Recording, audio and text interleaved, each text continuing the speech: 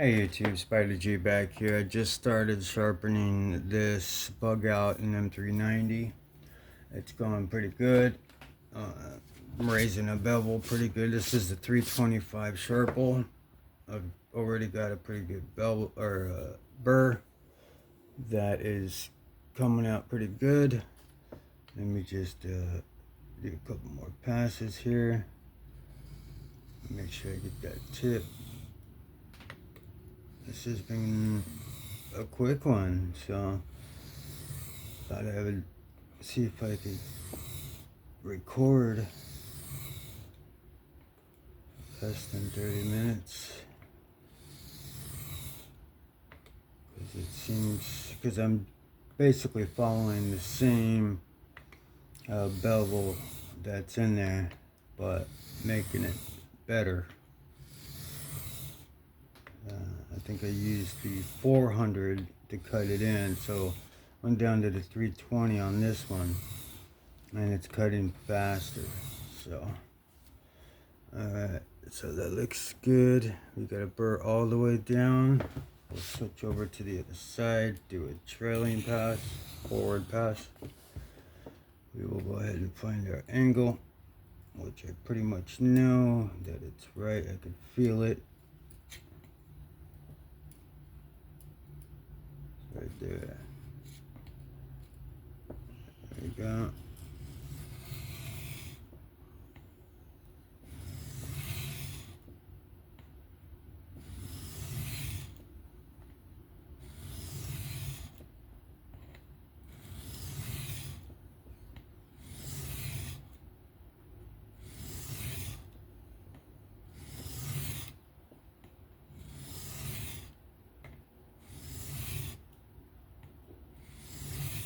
There we go.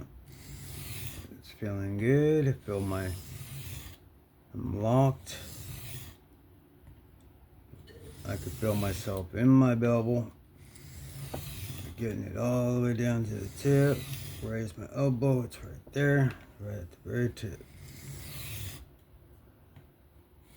Thing about the Bugout here, it's really a great blade shape to sharpen on, and fixed angle or by hand, freehand.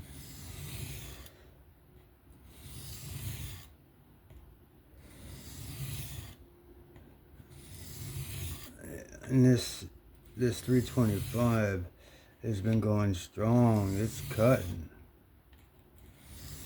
I'm not using too much pressure because it doesn't really need it, and plus the 1200 is already dust. I mean, like, I could use parts of the 1200, the other side of this plate, but I went through it much too fast. So here we are at the other side.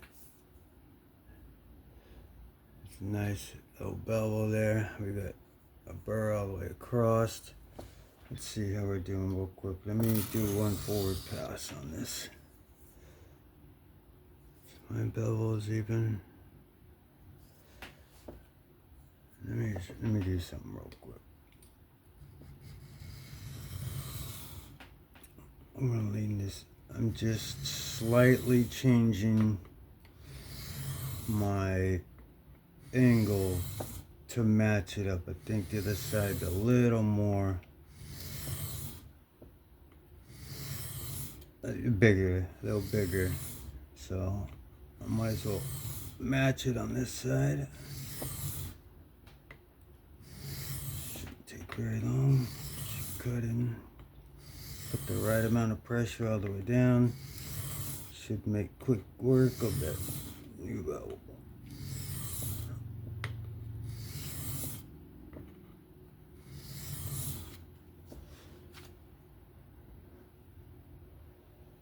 Okay, let me just get the tip real quick.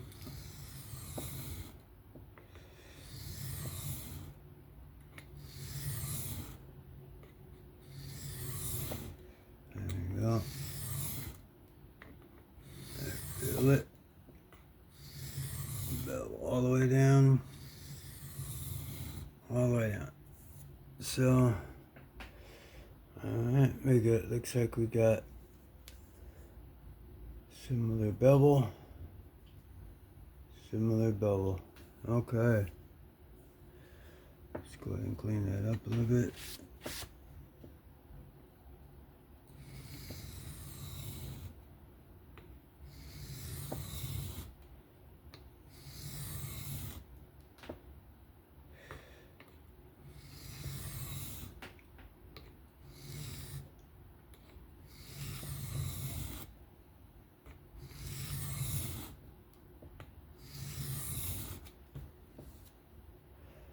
There we go. Alright. Now, I could switch over to the 600. We'll go ahead and do a trailing pass on this one. Move that burr on the other side. And just get to refining.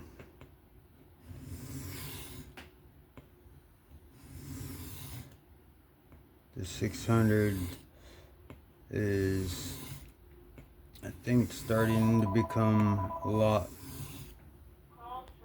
Okay, so we just already refining here. Everything looks good. Hilt to tip. Just keep that going. Keep my same angle. Get the back here, and here we are. How we looking? Alright, let's refine it. My scratch patterns are becoming closer and closer. There we go.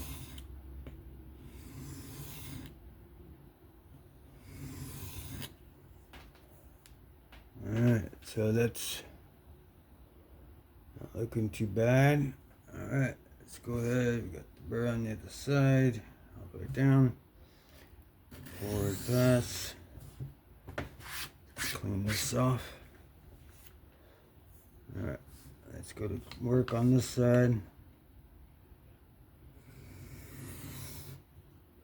I know it might be strange that I'm ambidextrous and use two different hands, but I like to be able to see what I'm doing. Doesn't really matter on who or what you how you do it, as long as it's being sharpened. I don't know, I could do it the other way, you know, I'm going this way, but I don't know, I just feel like I have more control this way. I could see everything.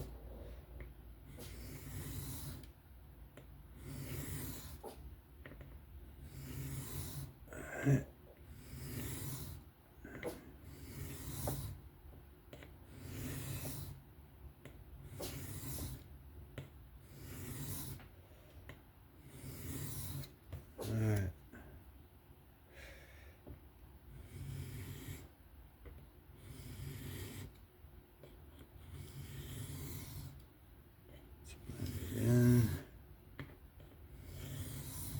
The 600 is probably approaching 1,000 now, but I'm not sure.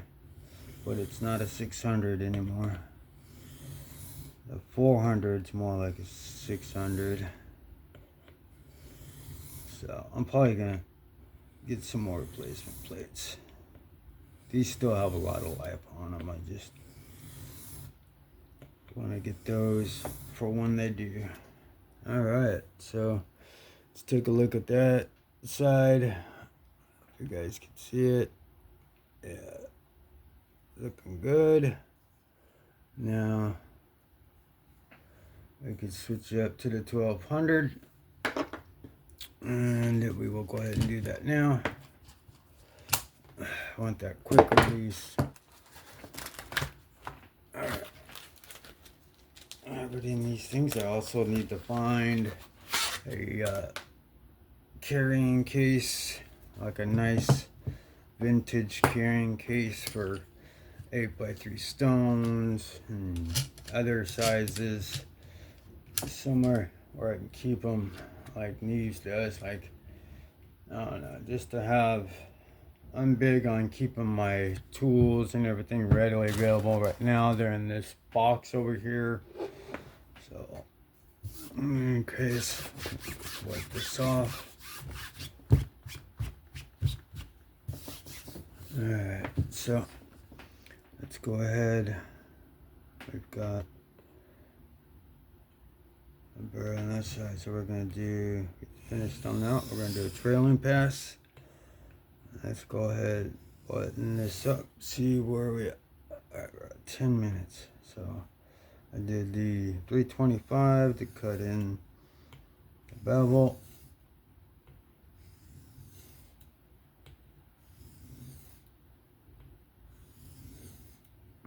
This is going pretty good when I'm not interrupted and have to, but now I just kind of pause and wait. Yeah, this 1200 Atoma is amazing. It almost feels like it's not doing anything, but it sure is. It's refining everything to a good. Just the way the diamonds are laid out on this thing. And it's just enough to feel that feedback that I'm still in my angle. There we go. So let's take a look at this. We are looking pretty refined. How we looking? Not bad, not bad. Alright, so we got a burr on the other side. Let's go ahead and push it on the other side. Didn't go high enough. Alright. Alright, we'll go ahead and refine this side. And I fatigue the burr as much as possible.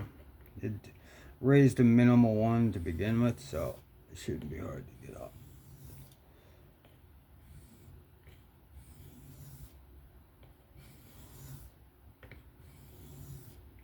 Alright. And working on charm, holding my angle, lifting my elbow, making steady, consistent strokes, making sure I get that tip, lifting my elbow high enough, start at the very bottom here, get that hilt, raise it up, get the belly,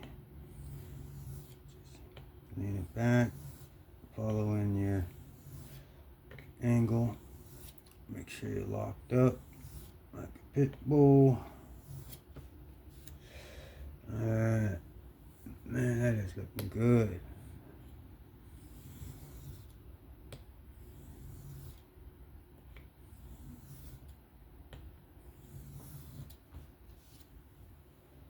Yeah, look at that. That's coming out great. Yes. Alright, so put more times on this 1200 just to fatigue that burr a little bit more.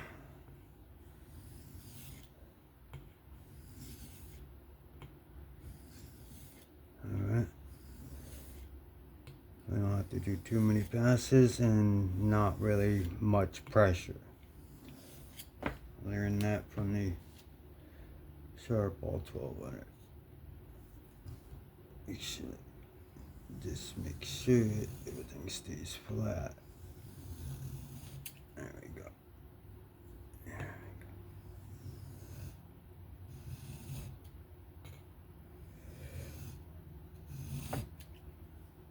Yeah, there we go. Let's go ahead and not do a forward pass. It's very minimal burr. I'm gonna just wipe it right off. It's not off, but it's gonna go ahead and it's not gonna tear it off on this 12. It's just gonna kind of peel it off some bit. and then I'll get the rest from strops. But I'm actually going to take this to the 22. I'll go up a grit, up to 2200 grit. But before I take it there, I like to deburr as much as I can so I can preserve that 22. Alright. Alright, looking good. Let me get that tip a little bit more.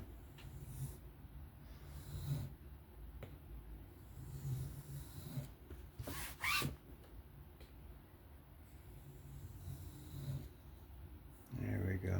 Okay. One more time on this side. And that'll be completely fatigued. There we go. There we go. Alright, that's good to go.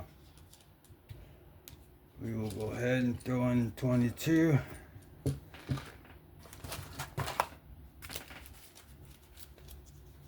it out of here.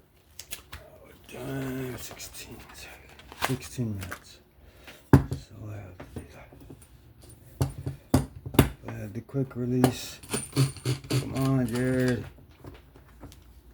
I need that quick release. Trying to get faster. Alright, so let's go ahead. I forget what side it was, but we're gonna go ahead. Oh yeah, baby. That feedback is excellent. No pressure. Just enough to stay in your angle. And just do even strokes all the way down.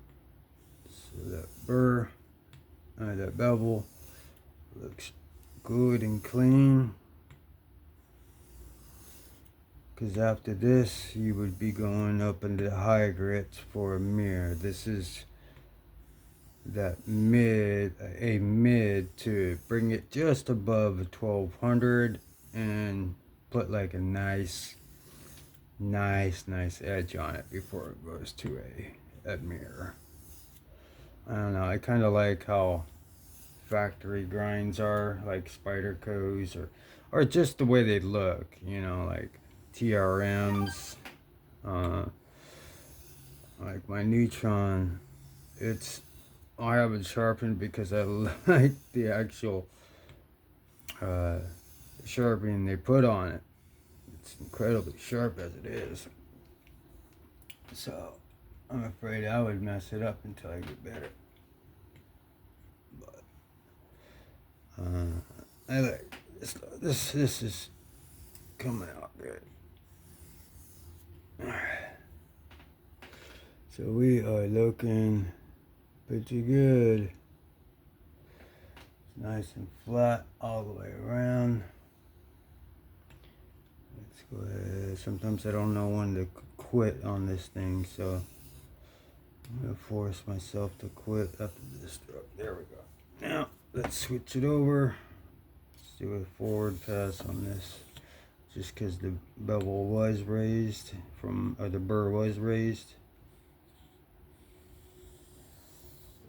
and we would just need a few more minutes here, and we would be done.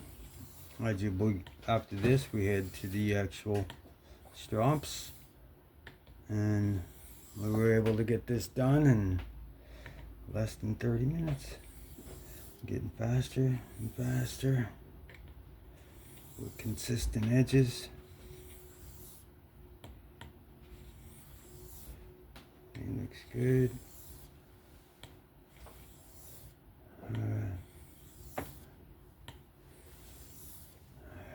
Everything looks good. Alright, let me get the tip, and then we will go ahead and call that. Let me get this side real quick, just to fatigue it a little bit more, and then we'll get it on the strops, because there's barely anything left.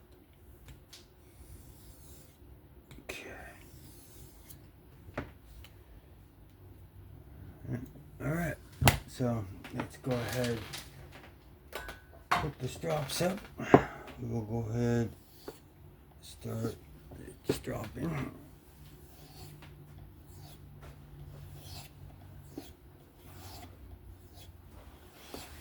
I just lean it back and I just keep fatiguing that burr back and forth and making sure you're staying your angle. Make sure you don't go high on your angle. Just the further you lean it back, the safer you are. If you can slow it down, you could actually follow and see the burr falling off. But you just keep doing this over and over, and just like Jared, I do. Sometimes I'll draw the J2 to get any burr that's on the tip, because the diamond emulsion, the diamonds will do the work. It's just it's better than a ceramic. I think you get sharper results, cleaner results. I don't know. I try all kinds of different ways. So this should actually clean up the apex. Yeah, very good. And of course, the tip is always going to be the one that you spend some time on, but it all will be slick with teeth at the very end here. So, let me switch over to the hard one here. That way you can kind of raise the angle a little, get it in, remaining burr off the tip.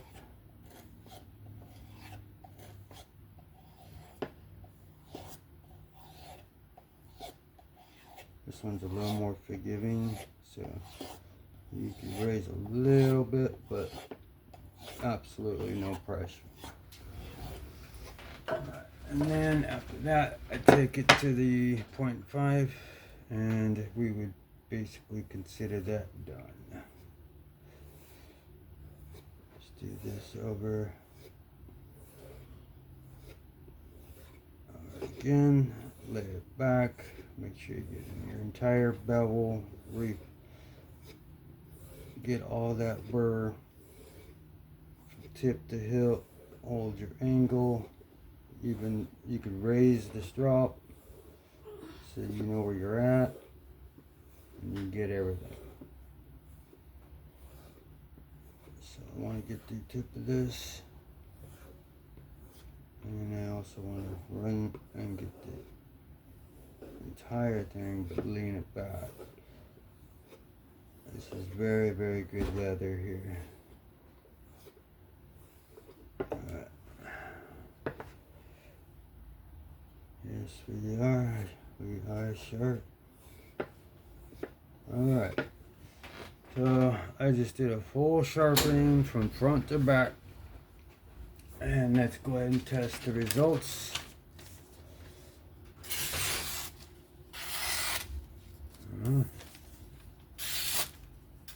Not bad for speed. Cutting.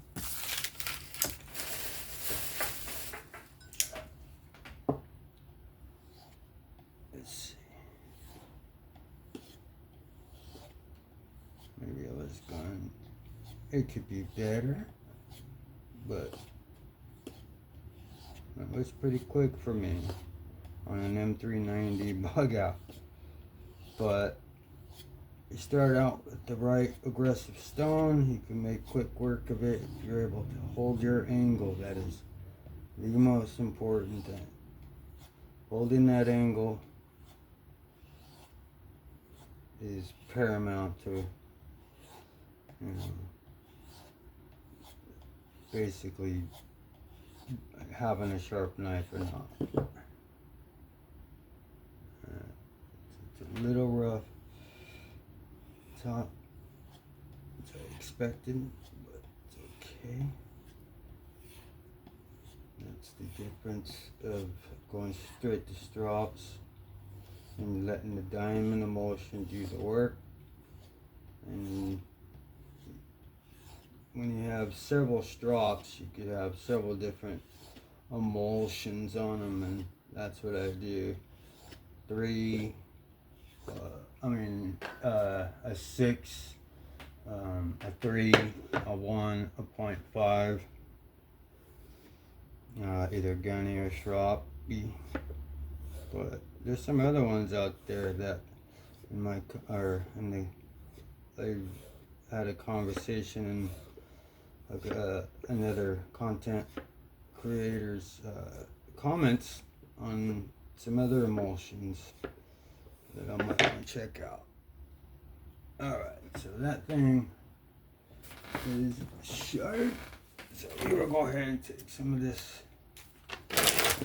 paper out. This U-line paper. Alright, so the sharpening is done. Right now, it's just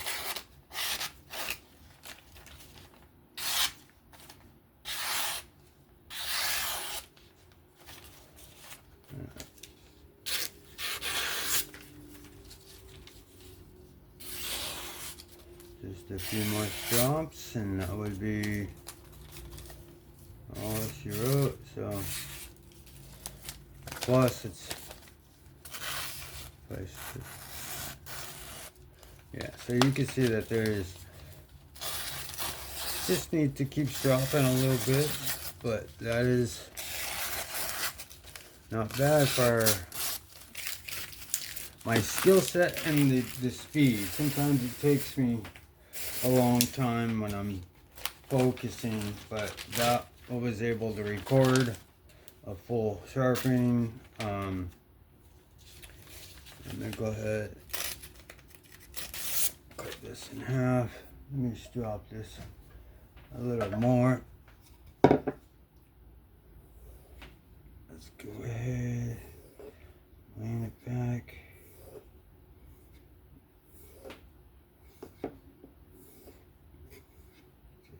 Keep stropping, lay it back until pretty much that burr is gone. Let me make sure something here. Alright, so let's make sure. Just keep stropping. And the edges just gonna keep getting sharper and sharper.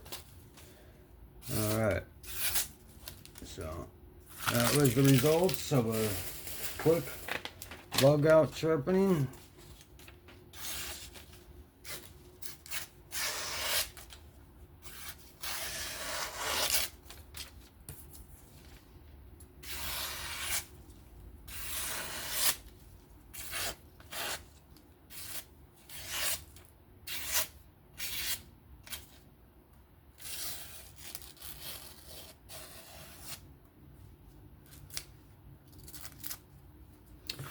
Yeah, alright, so that was the results.